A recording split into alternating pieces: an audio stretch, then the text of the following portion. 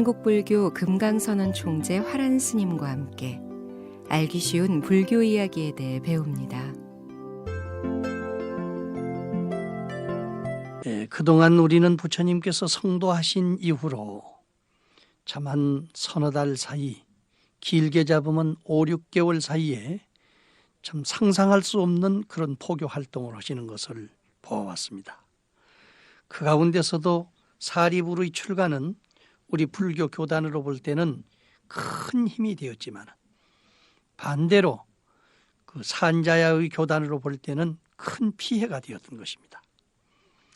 그의 밑에서 공부하던 250명의 제자들이 한꺼번에 부처님을 따라서 출가함으로써, 즉 말하자면 사리부를 따라서 출가함으로써 산자야의 교단이 텅텅 비게 되었기 때문입니다.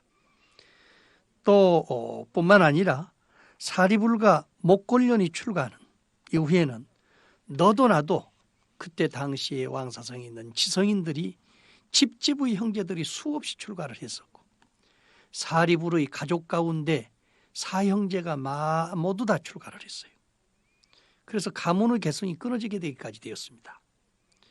훨씬 뒤에는요, 비구니 교단이 생긴 이후에는 세 자매까지도 출가를 했습니다. 그래서 이제 소문이 아주 좋지 않게 나기 시작했습니다. 고다마는 부모에게서 자식을 빼앗아가고 아내에게서 남편을 빼앗아가서 집안의 혈통을 끊는 사람이다. 그렇게 볼 수가 있죠.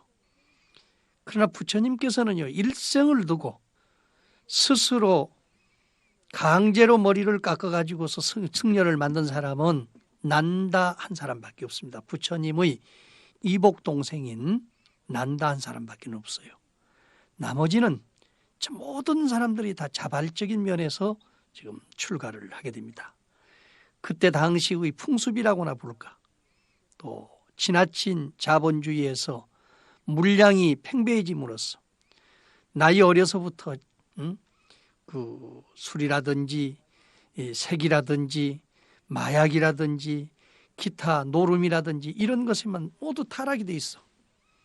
공부를 한다고 모여 있어도 요즘 말로 하면은 쓸데없는 사람들만 모여가지고 쓸데없는 짓만 하고, 종교라고 하는 그런 집단에서도 이권만 주장하고 모든 그 소위 돈이나 이런 것에 의해서 그 소위 부자 교회든지 부자 사찰이든지 이런 것으로 따져서 들어가지고서 말썽만 일고 시비만 일기 때문에 사람들은 전통적인 그러한 종교에 대해서 염증을 느끼고 있는 그런 시대였었거든요.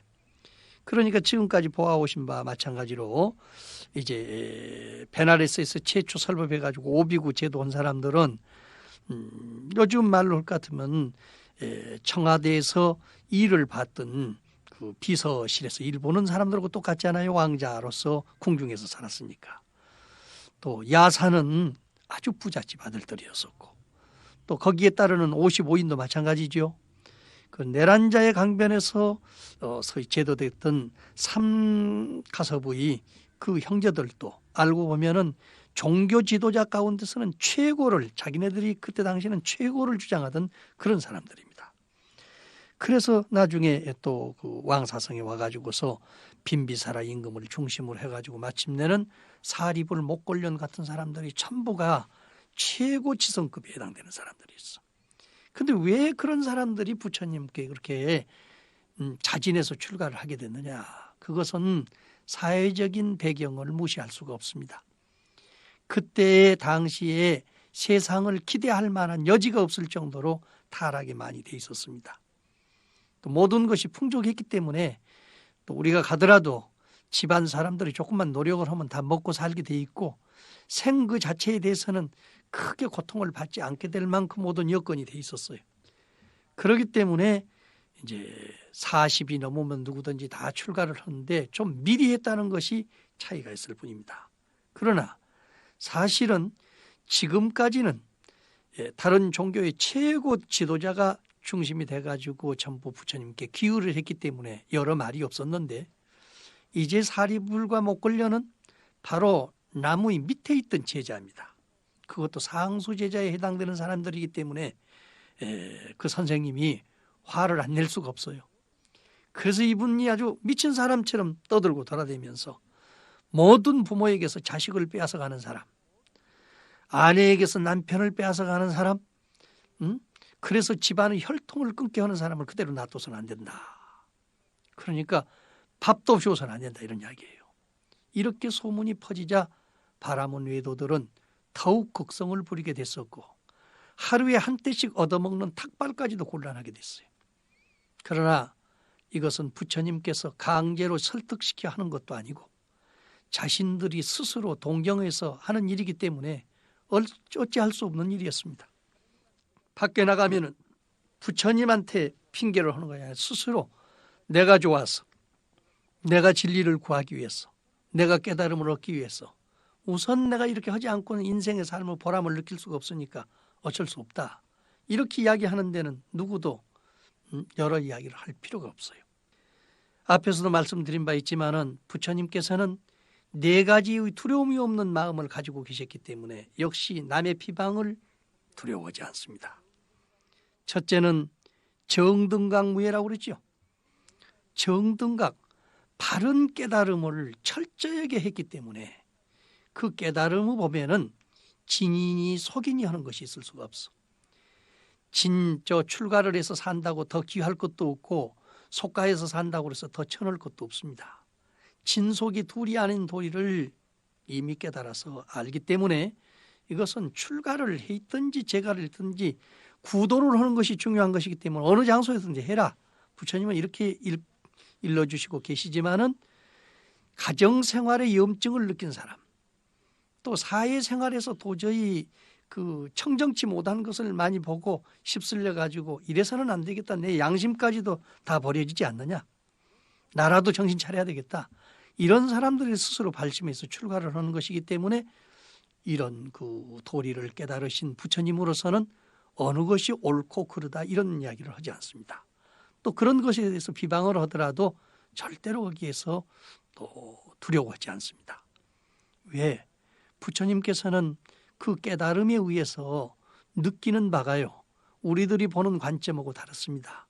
우리들은 꼭 내가 자식을 낳아가지고 내 자식을 길러야만 내 피가 개성된다 이렇게 보시지만 부처님께서는 무량중생의 생명체가 이 우주에 꽉 차 있는데 잠깐 어느 부모님의 배를 빌려서 의탁에서 태어나가지고 길러 양육해 주신 그런 은혜에 불과하다.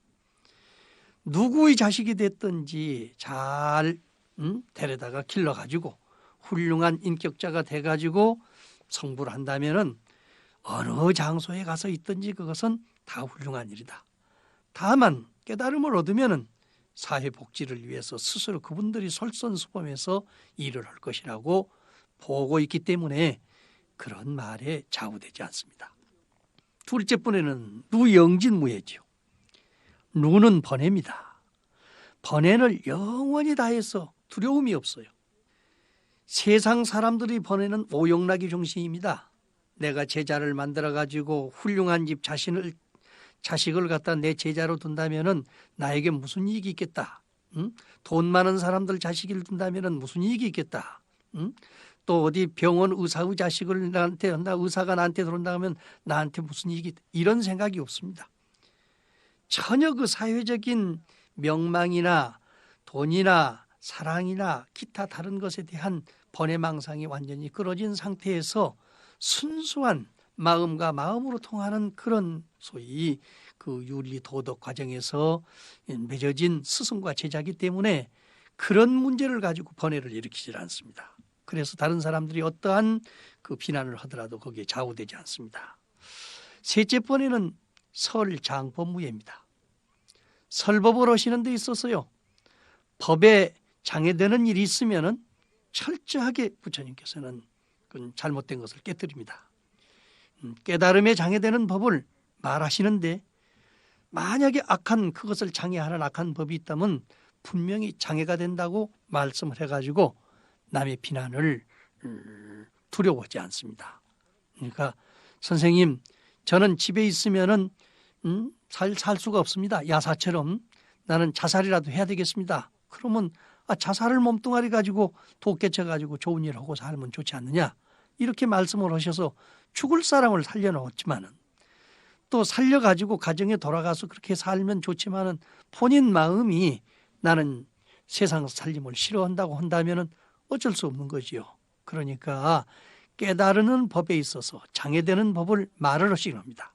그런 장애가 있으면 피해야 좋다. 말하자면 싸울 사람이 있는데 그 보면은 싸우게 돼 있다면은 장소를 피해서 가는 수밖에 없다. 그러니까 네가 죽지 않고 장애되지 않아 가지고 깨달음을 얻을 수만 있다면은 그런 방법도 좋은 방법이다. 이렇게 일러주시는데 그런 말로 인해 가지고 남의 비난을 두려워한다든지 그런 것이 아니다. 그 말이죠. 넷째 번에는 설출도무예입니다. 고통 세계를 벗어나는 길을 설명을 하되 다른 사람의 비난을 두려워하지 않아요. 왜? 고통 세계를 벗어나는 길에는요, 100년, 1000년을 산다고 해서 그 사람이 더 훌륭한 것이 아니고 5살, 6살에도 죽는 사람도 있고 20살, 30살에 죽는 사람도 있고 100살, 200살에 죽는 사람도 있지만은 그 사람이 오래 살았다고 해가지고 그것에 인생의 값어치를 하느냐, 그렇게만은 판단할 수 없기 때문입니다. 우리나라의 역사를 보더라도 16살 밖에는 못 살고 간 유관순 여사 같은 일을 보십시오. 70, 80을 살아도 나라를 사랑하는 마음이 유관순 같은 여사에 비할 수가 있습니까? 세상 구경도 맛도 제대로 보지 못하고 간 안타까운 소녀입니다. 그러면 그분들은 우리들 100살, 200살 먹은 사람보다도 더 훌륭한 나라를 위하고 또 그분은 결혼도 하지 않고 죽었으니까 가풍이 끊어졌다 하지만은 그분의 이름과 행적이 남아있는 이상에는 절대로 그 생명은 죽지 않습니다. 우리는 혈육만 가지고 주로 바라보기 때문에 문제가 되는 것입니다. 그 혈연을 한번 초월해가지고 법연을 가지고도 한번 보고 진료 입장에서도 살펴볼 필요가 있습니다. 그렇기 때문에 부처님께서는 혹 고통세계를 벗어나는 일을 설명을 하되 그것으로 인해 가지고 우리 자식이 고통을 없애기 위해서 이제 출가를 했다. 이렇게 한다고 그래서 비난한다고 그래서 그 비난을 두려워하지 않아요. 그런 법이 있다. 내가 약방문은 설명해 주는데 약을 먹고 안 먹고는 너한테 달려 있어. 이런 길이 있다고 하는 것은 설명해 주지만은 가고 안 가는 것은 너한테 달려 있어. 그러니까 그건 알아서 해라. 이렇게 설명을 하셨습니다. 그런데 아직 깨닫지 못한 외도들이나 번뇌가 있는 무리들, 말하자면 우리가 같은 신앙을 하더라도 신앙이 순수할 수만 있습니까? 종류가 많기 때문에 참 여러 가지 종류가 있단 말이에요. 명망을 위해서, 출세를 위해서, 가난을 때우기 위해서, 아니면은 외로움을 때우기 위해서 갖가지로 그 모여오는 사람들이 많은 곳이 바로 종교단체인데 자기가 견성성불해 가지고 중생을 제도하려는 그런 생각보다는 그런 번뇌에 물들어 있는 사람들이 자기로부터 그런 사람을 띄워놓게 되면은 바로 그것을 악법으로 잘못 볼 수가 있단 말이죠. 그래서 그러한 악법을 가지고 세상을 살아가는 사람들은 부처님의 이 법을 매우 비방하였습니다. 그럴 수밖에 없지요. 특히 가정의 일원이 출가해가지고 가정이 파괴되는 형편에는 더욱 치열한 비판을 하였던 것입니다. 그러나 부처님은 자기의 권속을 만들기 위해서 출가를 설명한 것이 아니라 구도의 한 방편을 설명하시고 또 위선과 사회의 악을 비판하는 수단으로서 깨닫고 깨닫지 못한 것을 분명히 설명했기 때문에 사람들이 비방하는 그런 말하고는 아무런 관계가 없어요. 그런데 왜 이렇게 소위 부처님 당시에 가장 최고 인격을 가진 사람들이 그렇게 부처님을 따라서 출가하게 됐느냐? 그거는 우리가 볼 때는 양심 시대에서 그 비양심, 양심을 가진 사람들이 비양심 시대에서 도저히 견딜 수 없고 살 수 없다. 이것만 가지고는 만족할 수 없다. 또 다른 세계가 무엇이 없느냐? 궁금하고 고민하고 갈구하던 그 목마른 시대에 부처님께서 가장 팔정중도로서 인간답게 세상을 살아가는 과정을 설명했기 때문에 거기에 감격하고 감화가 돼가지고 모두 출가를 하셨지 부처님 제자가 돼가지고 울타리가 돼가지고 이런 생각은 없습니다. 그러니까 아직까지는요. 그 많은 사람들이 출가를 하지만은 부처님을 괴롭히는 사람이 하나도 없어요.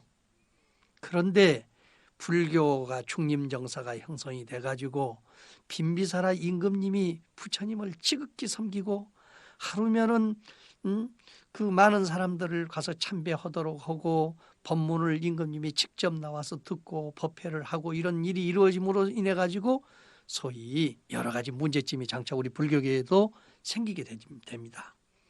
단체가 커지면 오합지졸이 한테 이루어지니까 그럴 수밖에 없지요. 그러지만은 지금 보시는 바와 마찬가지로 약간의 비방은 있지만 아직까지는 불교계에는 절대로 니 하나 들어오지 않고 깨끗한 입장에서 포교가 잘 되고 있는 그런 실정입니다. 그렇기 때문에 부처님도 이런 비방이 앞으로 일주일 내지 보름이 가지 않을 것이다. 이런 말씀을 했었어요. 그런데 아니나 다를까 자식들이 굶어 죽을까 봐가지고 밥을 안 얻으러 가면은 밥을 싸가지고 수레에다 싣고 나가가지고 전부 공양을 하는 부모 형제들이 생기게 됐습니다. 그래서 이것은 비방한다고 되는 것이 아니로구나 하는 것을 철저히 깨닫고 산자야도 마음을 돌리고 다시는 그런 소리를 하지 않게 됐었고 또 부처님 말씀처럼 얼마 가지 않아서 그 문제가 해결됐기 때문에 더욱이 우리 부처님과 부처님을 따르는 스님들은 그 비방 소리를 듣지 않기 위해서 수행을 더욱 견고히 하고 또 임금님이 참 기의를 해서 그렇게 하는데 나라에도 보탬이 될 수 있는 정신적인 지주가 되도록 노력을 했던 것입니다. 내일은 목련존자의 효심에 대해서 말씀드리도록 하겠습니다.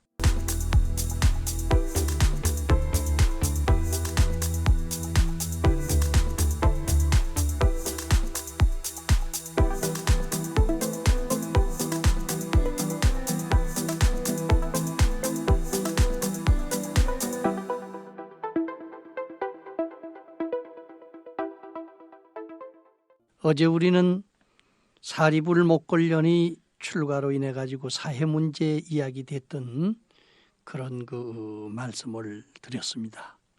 그래서 이런 것만 바라봤던 2조 500년 동안의 유생들이라든지 또 중국에서는 도교를 하는 사람들이 불교를 비방할 때 불교는 무국가의 주의다. 말하자면 부모님도 섬기지 않고 형제도 살피지 않고 오직 자기 수행만을 위해서 출가하는 독성기순의 종교다. 또 나라를 생각하지 않고 민족을 생각하지 않는 그러한 소위 독선적인 그런 종교다. 이렇게 모두 평가를 하고 있는 분들이 많이 계십니다. 그러나 인도에서 최고의 효자를 들어라 이렇게 이야기한다면은 바로 목련존자를 지금도 서슴없이 들고 있습니다. 또 중국에서도요, 여러분들이 많이 계십니다만은 중국에서는 24효를 들지요. 24명의 효자를 들지만은 실제 그 24명의 효자들은 전부가 부처님 어머니를 부모님을 이 세상에서 먹고 입고 살고 마음 편하는 것을 중심으로 해서 효심을 갖습니다. 그러나 양계 스님 같은 이는요, 어머니가 잘못된 그 정신 말하자면 업력에 빠져가지고 윤회전생하면서 생사에 전전하는 모습을 완전 구제하는 분이기 때문에 나중에 그 소위 양계 스님 어머니가 구제된 장소를 나라에서 임금님께서는 복전이라고 지어집니다. 그래서 24효 중에 많은 사람의 복전이 있는 가운데서도 가장 큰 복전이다. 이런 말씀을 하시죠. 이와 같이로 세상은 효도를 하는 방법이 여러 가지가 있습니다. 의식주를 통해서 부모님께 효도 잘하고 살아서 마음 편하게 하고 이렇게 하는 것도 좋지만은 우리가 한 생에서 끝나는 것이 아니라 세세생생의 그 인연을 놓고 볼 때는 반드시 소위 그 한 목숨 한 시대에서만 볼 것이 아니라 어떻게 그 생사윤회에서 빠져 있는 고통받고 있는 혼령을 심령을 구제할 것이냐 하는 것도 우리는 잊어서는 안 될 것으로 생각됩니다. 목걸련의 효심은 널리 우리에게 알려진 사실입니다. 우바티사 즉 사리불은 왕사성 동북쪽 나라타촌이라고 하는 그 마을이 있어요. 지금도 너무 그 부호의 집이 없었기 때문에 현재까지도 그 담터가 집 담터가 그대로 보존되어 있습니다. 또 콜리타는 즉 목걸려는요 그 이웃 마을 부호의 아들로서 어려서부터 깊이 같이 아주 가까이 지내온 친구입니다. 그들은 늘 만나서 이야기도 하고 놀러도 다니고 요즘 말하면 극장도 가고 이렇게 하는데요. 언젠가 한 번은 이분들이 조상들의 산제를 지내는데 참석했다가 돌아오면서 둘이 짝이 돼서 오면서 사람들이 너무 많이 이렇게 오니까요. 이 많은 사람들도 언젠가는 저 묘 속으로 다 들어가겠지? 그렇다면 우리도 죽기 전에 내일을 위해서 공부 한번 해봐야 되겠다. 이런 생각을 가지고 의논을 하다가 사리불이 먼저 산자야의 제자가 되니까 목걸련도 따라서 그 제자가 돼가지고 친구지간으로 그렇게 같이 지냈다 그럽니다. 실제로 보면요, 목걸련은 사리불의 제자택입니다. 훨씬 후배로 들어갔었는데. 근데 목걸련은 이 세상에 있을 때요, 바람은 구리까 장자의 외아들입니다. 어머니는 청제부인이라고 하시는 분을 모시고 있었는데 인물이 아주 출중하고 노래를 잘 부르고 아주 요즘 말하면 그 여장부입니다. 그런데 그 가운데서도 우리 이 목걸련은 역시 지극히 효자 말을 듣고 살던 그런 사람이에요. 아버지께서 별세를 하시자 3년 동안 시제를 했으니까 그 인도는 묘지를 쓰지 않기 때문에요. 사당을 지어가지고 거기에서 3년 동안을 옆에 그 아침 저녁으로 조석상식이라고 그러죠. 우리나라에서는. 그래서 드리고 3년 동안을 꼭 심혈을 했어요. 그렇게 하다가 보니까 가산이 상당히 많이 소모가 됐습니다. 노예만 해도 몇백 명 되는 데다가 3년 동안을 돈을 벌하지 않고 외아들로서 그 부모님 재산을 쓰고만 있다 보니까 많이 없어졌어요. 그래서 3년 시제가 끝난 뒤에 총 가산을 3분의 1로 나눕니다. 그래가지고 이제 일부는 어머니가 잡수있게 드리고 일부는 자기가 그 자본으로 가져가고 일부는 돌아가신 아버지 몫으로서 드리면서 그 아버지를 위해서 매일 500성제를 지내라고 합니다. 500성제라는 500명의 스님들이나 500명의 수행자들한테 밥을 시주를 하라는 이야기입니다. 그러니까 참 굉장한 부자였다고 볼 수가 있죠. 우리는 이제 제를 지내면은 절에 음식을 장만해 가지고 전부 산에 절이나 산에 올라가서 제를 지냅니다만은 인도에서는 제를 지낼 때 그런 식으로 하는 거, 집에서 음식을 장만해 가지고 수행자들로서 밥을 얻으러 오는 사람들한테 밥을 주는 것이 그것이 곧 보시가 돼 가지고 그 제가 됩니다. 이렇게 해서 재산을 총 3분을 해 가지고 한 목은 어머니를 드리고 한 목은 자기가 가지고 장사미처를 하고 한 목은 아버지를 위해서 이제 500성제를 지내라고 하는 거지. 어머니는 아들의 뜻을 따라 가지고 매일 밥과 음식을 마련해 가지고 수도자들을 공양해서 아버지의 명복을 빌었습니다. 그런데 아들이 이 장사를 떠난 뒤에 이거 하루 이틀도 아니고 너무 오랜 세월을 계속해서 밥만 해서 치닥거리를 하다 보니까 참 인생이 뭐냐, 이렇게 살아서 뭐 되겠느냐, 이렇게 마음속으로 좀 고적하게 생각하고 있을 때인데 이웃 마을에서 노래도 잘 부르고 장구도 잘 치고 또 굿도 잘하고 하는 이런 사람들이 같이 와가지고요, 아이고 이제 복 짓는 것도 자그만치 하고 가산도 그만 탕진하고 그 돈 있으면 우리도 좀 잘 먹고 같이 살 수 있게 해달라고 이렇게 해가지고 같이 어울리게 됐어요. 처음에는요, 아들이 3년 시제를 지낼 때 아버지를 위해서 우리가 공부를 하면서 생물을 함부로 잡아가지고 돼서 되겠느냐, 또 그 하루에 3때 먹던 것도 한 때씩 먹어가면서 이렇게 고행정진을 하던 아들을 생각해서도 감히 그들하고 어울리면서도 못했는데 나중에 차차 술도 마시고 장구도 치고 노래도 부르고 하다 보니까 그냥 모든 것이 말만 나오면 얼씨구 좋다식입니다. 그래서 결국에서는 한 오랜 3년 동안 그 밖에 나가서 있는 아들 생각도 거의 다 잊어버리고 매일 모여가지고 진탕을 먹고 놀고 노래를 부르고 이렇게 하다 보니까 나중에는 동네 사람들까지도 아주 싫어할 정도가 됐고, 저 마누라가 빨리 죽어 없어져야 동네가 편한데 하고 아주 싫어한 존재가 됐습니다. 그러나 3년 동안 어머니를 모시지 못하고 무역에만 종사하다가 그 열심히 돈을 벌다 보니까 가지고 갔던 자본을 30배를 불려가지고 돌아옵니다. 이 콜리타는요, 그 집에 도착하기 한 10리 전부터서는 일보일배예요. 한 발짝 걷고 절 한 자리, 한 발짝 걷고 절 한 자리, 어머니 감사합니다. 저도 없는데 혼자 사시면서 얼마나 아버지를 위해서 지내시느라고 고생하십니까? 이렇게 하면서 눈물을 흘리면서 절을 하고 옵니다. 그런데 그 마을 사람이 하나가요, 밭을 갈다가 보고 저 콜리타 아니냐? 그러니까 근데 그렇습니다. 근데 왜 그렇게 절을 하고 오느냐? 우리 어머니가 우리 아버지를 위해서 3년 동안 제를 지내려고 얼마나 고생했겠습니까? 제가 효행도 못하고 죄송해서 저는 감사한 눈물을 흘리면서 이렇게 예배를 드립니다. 그러니까 너도 같이 미쳤구나. 그러니까 그런 뱃속에서 났으니까 너도 그렇게 미칠 수밖에 없지. 지금 온 동네 사람들이 너희 어머니 빨리 죽기만을 기다리고 있어 하면서 그동안의 비행을 전부 누설을 했습니다. 이 소리를 듣고 목련존자는 머리를 땅에 박고 통곡을 하면서 울었어요. 그때 이제 소위 옆에서 시봉을 하던 사람이 고향에 뛰어가 가지고 어머니한테 그 이야기를 들어보니까 정말로 가서 보니 집안이 엉망진창이죠. 그 순간 어머니는 놀래 가지고 아들을 살려야 된다고 그래서 방안 청소를 다 해놓고 와서 아들한테 거짓말을 했습니다. 내가 만일 저 사람들이 이야기한 것처럼 나쁜 짓을 했다면은 일주일 내내 그냥 피를 토하고 내가 죽어서 무간지옥에 떨어질 것이다.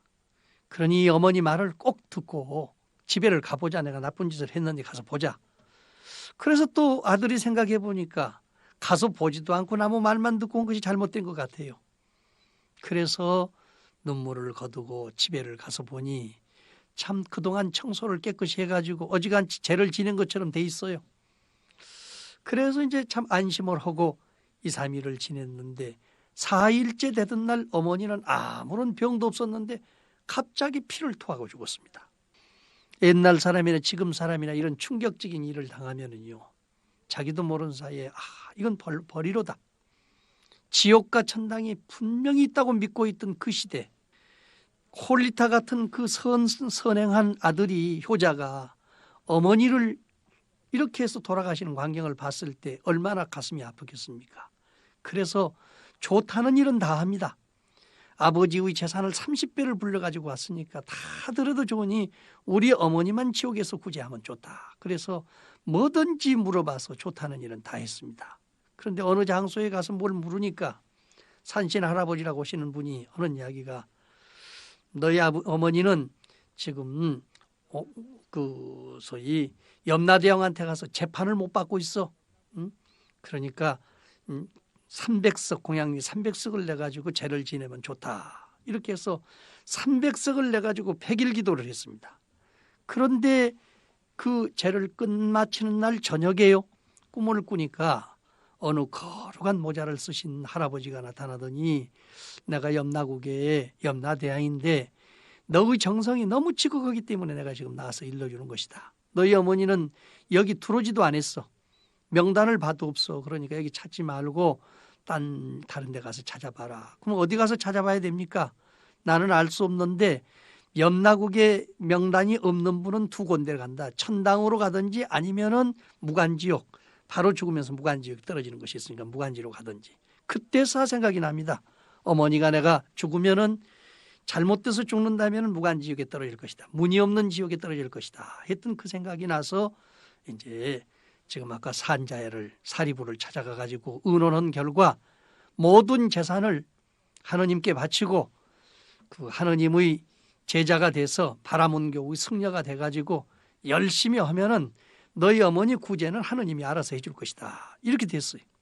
그래서 한자의 제자가 돼가지고 3년 5년이 흘러도 어머니가 천당에서 벗어났는지 올라가셨는지 내려오셨는지 알 수가 없어요. 그렇게 궁금하던 찰나에 사리불이 그렇게 훌륭하신 서가모니 부처님이 계신다고 하니까 가보자. 그래가지고 부처님을 뵙고 부처님의 제자가 됐죠. 그런데 사실은 목련존자는 어머니를 구제하는 데 목적이 있어서 바라문교의 승려가 됐던 사람이기 때문에 부처님한테도 물었습니다. 우리 어머니를 구제하려면 어떻게 해야 됩니까? 그러니까 부처님께서는 너희 어머니가 지옥에 있든지 천당에 있든지 네가 가서 봐야지 내 말만 듣고 알겠느냐? 어떻게 하면 볼 수 있습니까? 100일 동안 선정을 닦아라. 그래서 한 여름 동안 높은 산에 올라가지고서 소위 구순안거를 합니다. 열심히 하는 가운데 신통력을 얻지요. 그래서 위로 올라가서 보니까 아버지는 천당에 가서 계신데 어머니를 찾을 수 없어. 나중에 밑으로 나가서 사방으로 허대고 돌아다니다가 보니까 어느 막다른 골목 지옥에서 지장보살을 만나게 됩니다. 그래서 통곡을 하니 지장보살께서 무간지옥에 가서 계신 것 같는데 한번 나하고 같이 가보자 해가지고 나는 거기 들어갈 수는 없어. 무간지옥에 들어가는 데 문만은 일러주마. 이렇게 해가지고 안내를 받아가지고 거기서 사자를 만나지요. 그래서 나는 사바세계에서 오신 온 목련존자인데 부처님 제자인데 어떻게 하면은 우리 어머니를 구제할 수 있습니까? 그러니까 당신의 힘으로서는 안 되고 서가모니 부처님한테 가서 물어봐라. 그래서 다시 나와가지고 부처님한테 사유를 드리니까 그러면 네가 바리떼를 가지고 와서 내 바리떼를 가지고 와서 물을 떠서 어머니께 드리고 어머니의 소망을 들어봐라 그랬습니다. 그래서 부처님이 주신 법장을 가지고 가서 무간지옥 문을 두들겨서 열고 어머니를 만났습니다. 얼마나 말랐든지 얼굴을 알 수가 없을 정도 됐었어요. 그렇지만은 어머니는 붙들어 잡고 통곡을 하면서 나를 구해달라고 사정을 했습니다. 그러나 이 세상에서 잠자는 것, 먹는 것, 또 죄를 받는 것 이건 누구도 대신할 수가 없어. 그래서 할 수 없이 내가 나가서 부처님한테 사정을 해가지고 구원을 하겠습니다. 그 결과로 7월 백종 말하자면은 해제가 끝나는 날 모든 대중들이 어머니를 위해서 독경을 해드리도록 하고 또 목련존자는 어머니를 위해서 유미직을 써서 5,000명 대중을 공양을 하게 됩니다. 그 5,000명 대중이 공양을 받고 어머니를 위해서 기도를 드리고 독경을 했는데 그 인연으로 어머니는 무간지옥에서 벗어나가지고 자기 집 종래 집에 가서 강아지로 태어나게 되죠. 다른 사람은 모릅니다. 그런데 목련존자가 알고 그 집을 가니까 강아지가 그 여러 마리 난 가운데서 특히 한 마리가 아주 좋아하면서 따라와요.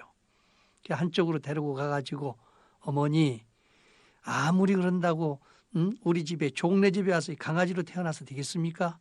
그러니까 다시 한번 마음을 돌려서 해탈을 하십시오 하고 또 한 번 죄를 지냈습니다. 그 이후로 어머니는 돌아가셔서 천상에 태어나시고 그 제도가 남아가지고 우람분이라고 하는 소위 죄를 지내는 7월 백종제가 만들어지게 된 겁니다. 우람분제라고 하는 것은 거꾸로 매달려 있는 무간지옥 중생들을 구제하는 날이다. 그래서 백종제를 우리가 지내는 겁니다. 생각해 보면은 살아서 호의호식하는 것도 중요하지만은 죽어서 이렇게 고통하는 우리 부모들의 영혼이 있다면은 우리들이 구제하지 않으면 누가 구제해 주겠습니까? 하늘은 하늘이요 땅은 땅이기 때문에 우리의 문제는 우리 조상은 우리가 천도를 해야 옳은 것입니다. 이것이 불교의 효도요 최고의 사랑인 것입니다. 내일은 디카나카의 출가에 대해서 말씀드리기로 하겠습니다.